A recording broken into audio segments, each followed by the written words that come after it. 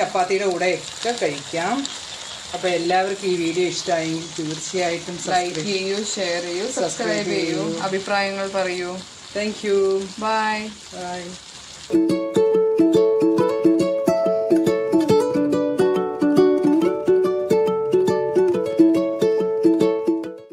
Guys, നമസ്കാരം. എല്ലാവർക്കും സുഖമാണോ? നവരാത്രി ആശംസകൾ. ഞാൻ ഇന്ന് ഒരു കീറ്റോ വിഭവമാണ് ഉണ്ടാക്കുന്നത്. ഞാൻ കീറ്റോ ഡയറ്റ് ആണ്, ഞാനത് പല വീഡിയോയിലും പറഞ്ഞിട്ടുണ്ട്.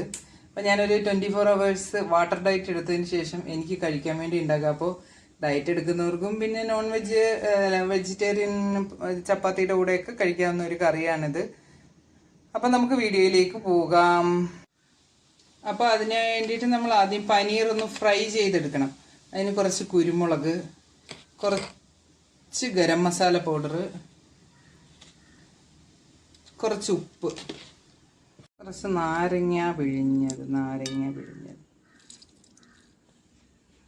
നമ്മൾ ഈ പനീർ അതിലേക്ക് ഇട്ട് നല്ലപോലെ ഒന്ന് ഇളക്കി. ഇത് രണ്ട് സൈഡും ഗോൾഡ് കളറാവുന്നത് വരെ ഫ്രൈ ചെയ്തെടുക്കണം.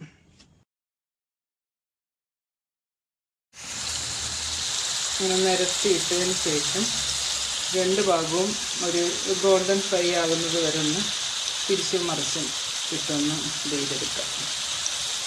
അപ്പം നമുക്കിനി അതിനൊരു ചെറിയ ഗ്രേവി ഉണ്ടാക്കാം. ഒരു ക്യാപ്സിക്കം, ഒരു തക്കാളി, എനിക്ക് ഒരാൾക്ക് മാത്രമേ, ഇവിടെ വേറെ ആർക്കും വേണ്ട. അപ്പോൾ ഒരു സവാള, 2 പച്ചമുളക്, ഇത്രയും അരിഞ്ഞിട്ട് വരാം. അപ്പോൾ നമ്മളതെല്ലാം അരിഞ്ഞു. ഇനി ഗ്രേവി ഉണ്ടാക്കാം. ഗ്രേവി എന്ന് പറഞ്ഞാൽ ഒരുപാട് അങ്ങ് ഗ്രേവി അല്ല. ഈ കീറ്റോക്കാർക്ക് ഭക്ഷണം ചോറൊന്നും കഴിക്കാൻ, കാർബോ ഒന്നും ഉള്ളത് കഴിക്കാൻ പറ്റാത്തത് കൊണ്ട് ഇതുപോലൊക്കെ ഉള്ളത് കഴിച്ച് വയറ് നിറക്കിയേ രക്ഷയുള്ളൂ. അപ്പം നമുക്ക് ഇതെന്താ ചെയ്യുന്നതെന്ന് കാണാം. നമുക്കിതൊക്കെ തിരിച്ചിടാം. എല്ലാം ഒന്ന് ഒരു സൈഡ് ശരിയായി വന്നു. എല്ലാം ഒന്ന് തിരിച്ചിടാം. ഇതിപ്പോൾ കീറ്റോ ഡയറ്റ് ചെയ്യുന്ന പലരും ഇത് ഫ്രീസറിൽ നിന്ന് എടുത്തിട്ട് തണുപ്പ് മാറ്റിയിട്ട് ഇതിങ്ങനെ തന്നെ കഴിക്കുന്നതുണ്ട്. ഫ്രൈ ചെയ്യണമെന്ന് നിർബന്ധമൊന്നുമില്ല. ചിലപ്പോഴൊക്കെ ഞാനും അങ്ങനെ ചെയ്യാറുണ്ട്. സലാഡ് പോലെ ഉണ്ടാക്കിയിട്ടിത് അതിൻ്റെ കൂട്ടത്തിലിട്ട് നല്ല ടേസ്റ്റാണ്. ഒരുപാട് അങ്ങ് തണുപ്പ് പോകുന്നതിന് മുമ്പ് കഴിക്കണം. നമ്മുടെ പനീർ 2 ഭാഗവും ഗോൾഡ് കളറായി. ഇനി ഇത് കോരി മാറ്റട്ടെ. നമ്മൾ ആ ചട്ടിയിൽ തന്നെ കുറച്ച് കറിവേപ്പില ഇട്ടു, പിന്നെ കുറച്ച് ഇഞ്ചി ഇട്ടു, കുറച്ച് വെളുത്തുള്ളി ഇട്ടു. ഇനി ഇതൊന്ന് മൂക്കട്ടെ. ഇനി ഉള്ളിയും നമ്മൾ നേരത്തെ അരിഞ്ഞു വെച്ച സവാളയും പച്ചമുളകും കൂടെ ചേർക്കുകയാണ്. ക്യാപ്സിക്കം നമ്മൾ ലാസ്റ്റ്, കാരണം ക്യാപ്സിക്കം അങ്ങ് വേവണ്ട, അതൊന്ന് വെറുതെ ഒന്ന് വാടിയാൽ മതി. അതുകൊണ്ട് ചെയ്തിട്ട് ഒന്ന് അടച്ച് വെക്കട്ടെ. ഓക്കെ, നമ്മുടെ ഉള്ളിയെ ഒരുവിധമൊക്കെ ഒന്ന് വാടി. അപ്പം ഇനി നമ്മൾ കുറച്ച് മുളക് പൊടി, കുറച്ച് മഞ്ഞൾപ്പൊടി, പിന്നെ പെപ്പർ, കുരുമുളക് പൊടി, പെരിഞ്ജീരകത്തിൻ്റെ പൊടി. ഞാനിവിടെ സാധാരണ ഉണ്ടെങ്കിൽ ഗരം മസാല ഉണ്ടെങ്കിൽ ഞാൻ ചേർക്കുന്നതാണ്. കാരണം ഞാൻ ഗരം മസാല ഞാൻ ഉണ്ടാക്കുന്നതാണ് ഞാൻ എടുക്കുന്നത്. അത് തീർന്നിരിക്കുകയാണ്, ഇനി അത് ഉണ്ടാക്കണം. അപ്പോൾ ഇത്രയും ചേർത്തിട്ട് നമ്മൾ ഒന്ന് മൂപ്പിക്കണം. അതിൻ്റെ ആ ഒരു പച്ചച്ചവ മാറുന്നത് വരെ ഒന്ന്.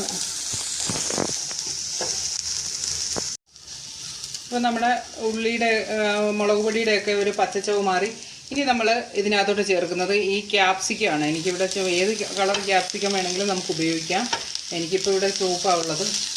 അതുകൊണ്ട് ഇത് ക്യാപ്സിക്കം ഇട്ടതിന് ശേഷം തീ നന്നായി കുറച്ച് വെച്ചിട്ട് ഒന്ന് ആവി കയറ്റിയാൽ മതി കേട്ടോ. ശരി, അപ്പോൾ നമ്മുടെ ക്യാപ്സിക്കം ഒന്ന് ആവിയൊക്കെ കൊണ്ടുപോയി, ഒരുപാട് വേവണ്ട. അപ്പോൾ പിന്നെ ഇനിയിപ്പോൾ എന്താ പറയുക, നമ്മൾ സോസ് ചേർക്കും. തക്കാളി ഈ സാധാരണ ആണെങ്കിൽ സോസ് ചേർക്കും. ഞാൻ കീറ്റോ ഡയറ്റുകാർക്ക് സോസ് പറ്റില്ല, സോസിനകത്ത് മധുരം ഉണ്ടാവും. അപ്പം ഞാൻ ഒരു തക്കാളി, ഒരു ചെറിയ തക്കാളിയാണ്, അത് അരച്ച് ചേർത്ത്. അത് അരച്ച് ചേർത്തിട്ട് ഇതിനെ ഒന്ന് ഇതാക്കട്ടെ. ആ തക്കാളിയുടെ ഒരു പച്ചമണമൊക്കെ മാറി ഇത് വീഴുമ്പോൾ നമുക്ക് ബാക്കിയെടുക്കാം. നമുക്കൊന്ന് തുറന്ന് നോക്കാം. നല്ല മണമൊക്കെ ഉണ്ട് അല്ലേ? നല്ല മണം. എനിക്ക് പനീർ ഇഷ്ടമല്ല. എനിക്ക് പനീറല്ല, അമ്മ ഉണ്ടാക്കുന്ന ഈ മസാല എനിക്ക് നല്ല ഇഷ്ടമാണ്. ആമി ഉണ്ടെങ്കിൽ ഉള്ളിപ്പറക്കി മൊത്തം തിന്നും. ഇതേ പനീർ ഇപ്പം ചേർത്ത് കൊടുക്കാം. ഇതിപ്പോൾ 2 ദിവസത്തേക്കുണ്ട് തോന്നുന്നു. ഇനി നമുക്ക് വേണമെങ്കിൽ ചേർക്കാവുന്ന ഒരു കാര്യമാണ്, വേണമെങ്കിൽ മാത്രം കേട്ടോ, നാളികേരത്തിൻ്റെ കുറച്ച് പാല് ചേർക്കാം. വേണമെങ്കിൽ അതിപ്പോൾ നാളികേര പാലല്ലെങ്കിൽ അത് നല്ല പേസ്റ്റ് പോലെ അരച്ച് നല്ല കുഴമ്പ് പോലാക്കി ചേർക്കാം. ഇങ്ങനെ ചേർത്ത് ഇനി അതിന് ഉപ്പൊക്കെ ഒന്ന് നോക്കി നമുക്ക് വാങ്ങിയെടുക്കാം. ഇത്രയേ ഉള്ളൂ. കീറ്റോ ഡയറ്റുകാർക്കാണ് ഇത് മസ്റ്റ്, അല്ലാത്തവർക്കും ഇത് ഉപയോഗിക്കാം. എന്നാലും ഒന്ന് ചൂടാവട്ടെ, നടച്ചു വയ്ക്കാം.